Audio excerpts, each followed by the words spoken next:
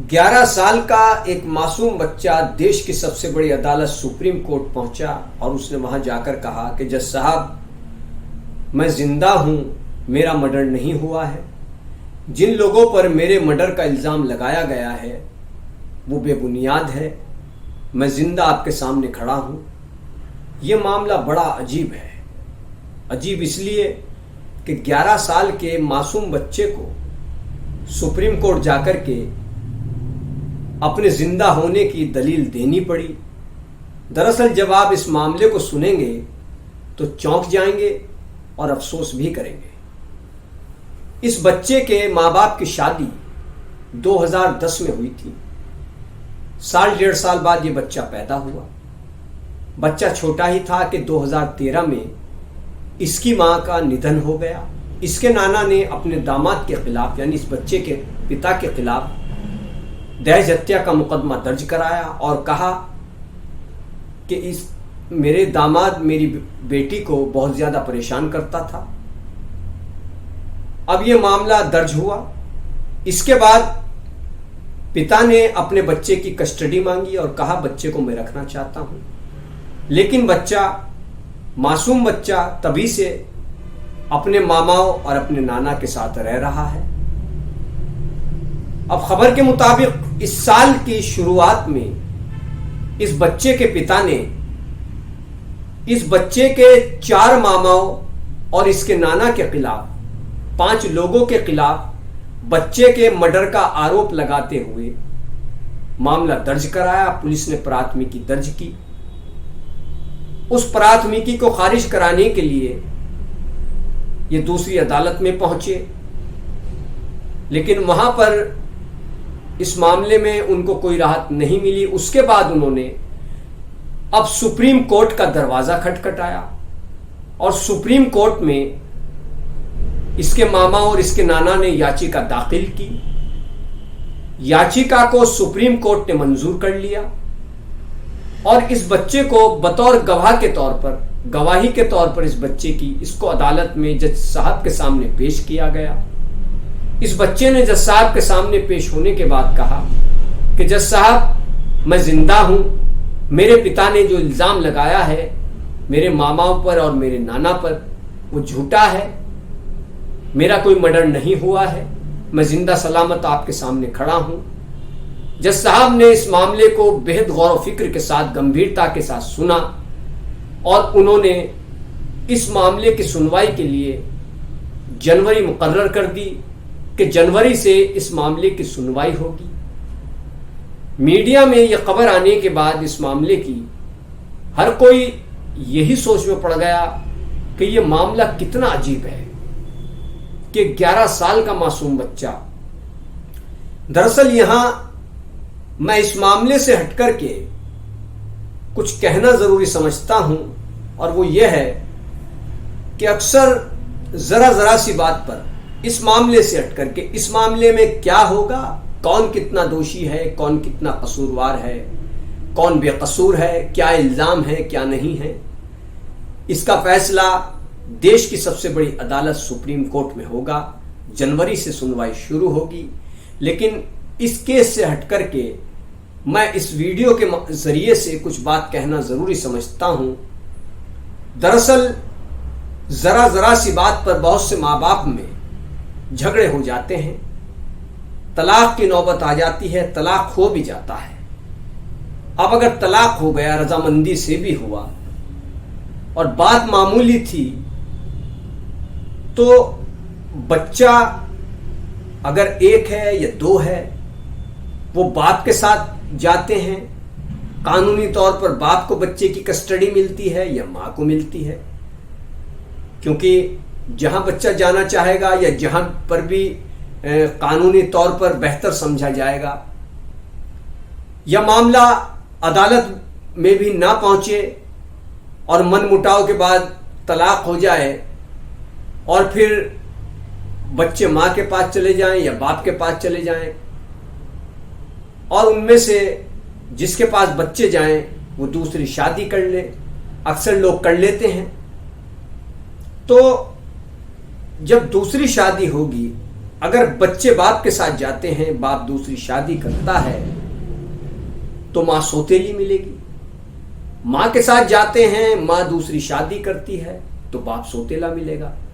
और ऐसे बहुत कम मामले हैं जिसमें सौतेली मां या सौतेला बाप सौतेले बच्चों को अपने जिगर का टुकड़ा समझता है, उनको अपना बच्चा समझता है। वरना बहुत सारे ऐसे मामले हैं, फिल्मों में भी दिखाया गया है, जो एक हकीकत भी है, कि किस तरीके से सौतेली मां बेटी पर या बेटे पर जुल्म करने लगती है। तो किस इस तरीके से इन बच्चों की, मासूम बच्चों की जिंदगी बर्बाद हो जाती है। ऐसा नहीं है कि अदालत से इंसाफ नहीं मिलता। अदालत में जो जज साहब बैठे हैं वो इंसाफ करने के लिए हैं, बेहतर फैसला देते हैं। लेकिन इंसानी तकाजा ये भी कहता है कि शादी के मामले में ऐसी नौबत ना आए कि बच्चों की जिंदगियां बर्बाद हों। जब आपने कसम ही खा ली है, आप तैयार ही बैठे हैं कि हमको तो समझौता करना ही नहीं है, हमको तो अलग रहना है, क्योंकि जब आवेश, गुस्सा आता है इंसान को, उसको अपने आप का भी सही तरीके से होश नहीं होता, इसलिए गुस्से को खराब माना गया है। तो बच्चों की जिंदगियां कैसे बर्बाद हो जाती हैं। बहुत मामलों में हमने देखा कि मासूम बच्चे मजबूरियों की, बेबसी की चक्की में पिसकर रह गए, उनका जीवन बर्बाद होकर के रह गया। बहुत छोटे छोटे घरेलू मामलात ने, कि जिनको अगर घर के बुजुर्ग आपस में बैठकर चाहते तो सुलझाया जा सकता था, लेकिन दोनों तरफ से गर्मा गर्मी इतनी हो जाती है कि मासूम बच्चों की जिंदगी बर्बाद हो जाती हैं, बर्बादी के कगार तक पहुंच जाती हैं, और तमाम उम्र उनको परेशानी, दिक्कतों का, मुश्किलात का सामना करना पड़ता है। सौतेले बाप के या सौतेली माँ के जुल्म सितम सहने पड़ते हैं। तो जरूरी है कि ऐसे मामले ना हो कि जिसमें नौबत ये आए कि मामूली बातों को लेकर पति पत्नी इतने ज्यादा गुस्से में, इतने ज्यादा आवेश में आ जाएं कि बस सभी कुछ अब खत्म करना है, हमें तो अलग रहना है, हमें एक दूसरे के साथ नहीं रहना है, अब तो बस ये रिश्ता टूट करके ही रहेगा, और उसने ऐसा कह दिया, उसने ऐसा कह दिया। और ये भी एक हकीकत है जो कई बार अदालतों में साबित हुई है कि जो बात होती नहीं उसको एक तरफ रख दिया जाता है और झूठे इल्जाम लगाए जाते हैं। बहुत मामलों में अदालतों ने फटकार लगाई है इसे मां पे या बाप पर, जिन्होंने झूठे इल्जाम लगाए।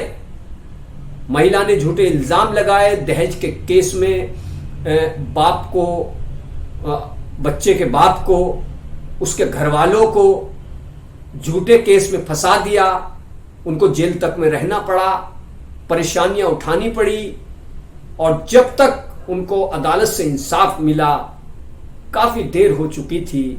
अदालत ने उस महिला को फटकार भी लगाई कि तुमको देखना चाहिए, तुमने झूठे इल्जाम लगा करके जिंदगी बर्बाद कर दी। यहां पर मैं सिर्फ कसूरवार औरत को ही नहीं ठहरा रहा हूं, कसूरवार बहुत मामलों में मर्द भी होता है।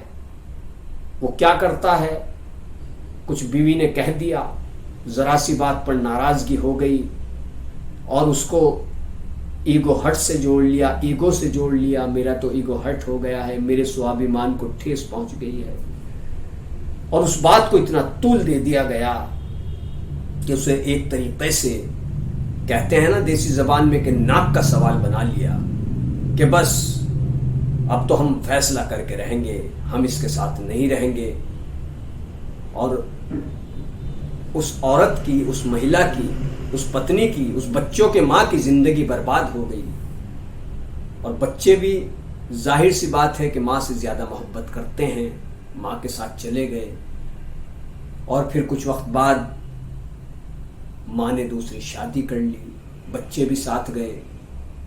अब सगा तो सगा होता है और सौतेला बाप तो सौतेला होता है, और सौतेले बाप में अधिकतर मामले ऐसे सामने आते हैं, अगर अधिकतर नहीं आप समझते तो ये कह सकते हैं कि बहुत ऐसे मामले सामने आते हैं जो ये साबित करते हैं कि सौतेला बाप या सौतेली माँ के संरक्षण में पलने वाले बच्चे ज़्यादातर बेबसी की, लाचारी का शिकार होते रहते हैं। वो एक मजबूरियों के तहत ज़िंदगी गुजारते हैं। तो इसलिए इस चीज़ को सोचने और समझने की ज़रूरत है। अगर कहीं पर पति पत्नी में अनबन होती भी है तो घर वालों को चाहिए, लड़के के माँ बाप को चाहिए और लड़की के माँ बाप को भी चाहिए कि वो हर मुमकिन और हद तक, जहां तक भी संभव हो वहां तक ये कोशिश करें कि उनकी नाराजगी दूर हो, उनका मनमुटाव दूर हो। जो उनके दिमाग में अगर एक दूसरे के प्रति शक बैठा हुआ है, कोई ऐसी बात बैठी हुई है, या दोनों में किसी बात को लेकर के, मामूली बात को लेकर नाराजगी हो जाती है, बार बार हो रही है, तो आपस में बैठे और उसमें दोनों तरफ की बात सुने और ऐसा फैसला सुनाएं कि पति पत्नी दोनों खुश रहें और उनका संसार फिर से खुशहाल हो जाए। और जब बुजुर्ग इसमें कोशिश करेंगे तो मैं समझता हूं कि इस तरीके के मामले सामने नहीं आएंगे कि माँ बाप में तलाक हो गया और बच्चों की जिंदगी बर्बाद हो गई। तो इस वीडियो के माध्यम से मैंने आपके सामने यही बात रखी जो जरूरी भी है। मालूम सबको है, सब समझदार हैं, लेकिन बहुत सी बात हम इसलिए वीडियो में कहना जरूरी समझते हैं कि सिर्फ ये नहीं कि हमने फिल्मों का वीडियो बना लिया, पॉलिटिकल वीडियो बना लिया और दिखा दिया वो क्या कह रहे हैं, फिल्म स्टारों के इंटरव्यू दिखा दिए। ये बिल्कुल ये ठीक है, ये भी पत्रकारिता का दायरा है, पत्रकारिता है, लेकिन एक समाज को संदेश देना और ऐसी बातों पर गौर व फिक्र करना कि जिससे खुद को भी प्रेरणा मिलती हो। हम समझते हैं कि ऐसी बातों को हम वीडियो के माध्यम से आपके सामने रखें, आप उन बातों को अच्छी तरह से सुने। मैं कोई नई बात नहीं कर रहा हूं, मालूम सबको है, लेकिन सिर्फ बतौर जागरूकता के तौर पर ये बातें मैंने आपके सामने रखी हैं। आपको मेरी ये बातें कैसी लगी, कोई बात गलत हो तो आप कह सकते हैं, आप मुझे बता सकते हैं, कमेंट कर सकते हैं। तो कीजिए, चैनल को सब्सक्राइब, वीडियो को लाइक कीजिए। धन्यवाद।